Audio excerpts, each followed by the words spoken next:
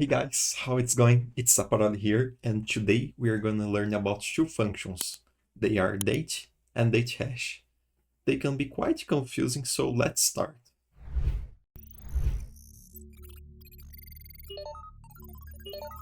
Well guys, first things first, let's talk about the date function. The date function is a formatting function, which means we will only affect how we see it on the front end. So here's a quick example. We are using the date function here, and we're passing an parameter here, which is not mandatory, it's an optional. I'm going to show you guys this. And this simply change the format of how it shows here. So we have this data here, and this is how it looks like after. That is because, let me show you guys here. In this parameter here, we specify that we want to show the month 2 times. That means we're going to show the complete format of month, not only an 8. So if we do this, it will show a 08. The same thing for everything else, like we specify day here and year. Since we have the same format already, they will not change. So let's make a quick example here. Let me grab here a KPI object, and we're gonna use the date function. So the syntax is very simple.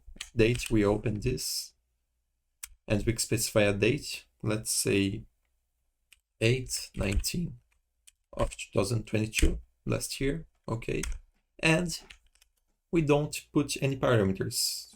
What's gonna happen? Well, here it did not change anything. There is a reason for that. If we go here on the script section, there's an important variable here that's called the data format. The data format here, it specifies how is the default format when you use the data function. So we can just change it if you want.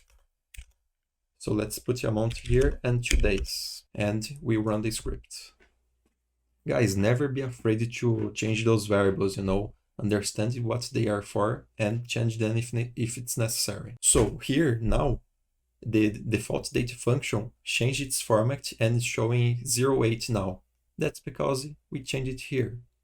So make note of that. Well guys, the date hash function on the other hand is quite different. It serves as an interpretation function. That means you will get a text or a string and convert it to a number. This function is very used, guys, because the data format that you get from systems, mainly Excel, some Excel spreadsheets the data formats are quite messy, So Qlik sometimes does not understand that. Let's see here an example how it would be. So here we have this type of format here, starting by year, month, and day. And let's try to use a date function on it. So let's get a KPI and use a date here. And let's try to do this format here. Okay, 8/19. We close.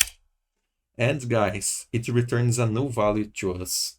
So if you're using date function, and it returns a null value, whoa, take a step back and try to use the date hash function first. So now let's try to use the date hash function here to see how it happens. So here we do this hash here, and we specify the format that the string is currently using. So here we have comma, single quotes. So we have 4 years here. They're using a 4-digit format, so we're gonna replicate the same thing, year, year, year. Then we have dash, that would be the month. Then we have the year here, the day, sorry, day. Then we close the single quotes, and okay, let's see what happens.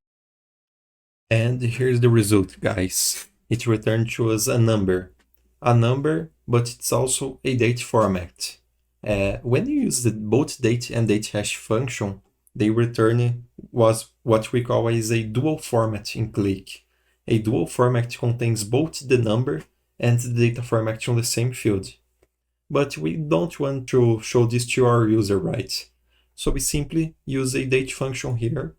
Okay, let's do this so we can keep it organized, and use a date. And now we have the data in a readable format.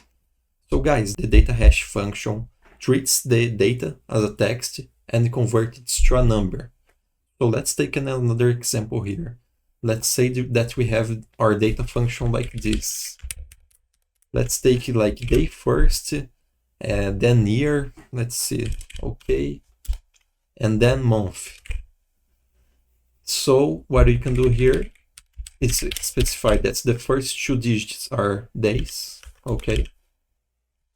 The next 4 digits are a year, and the last digits are months. So MM. Apply. And yes, guys, it will return the same number. So if we only use date, it will never happen, you know. Guys, if you want to learn more about the date function, Rick has this great post here on the Qlik Community that talks more about it. I will leave the link down in the description, so definitely check it out. Well guys, please like the video down below, subscribe if you are not, and leave a comment down below for me to hear your thoughts about it. Thanks, bye bye.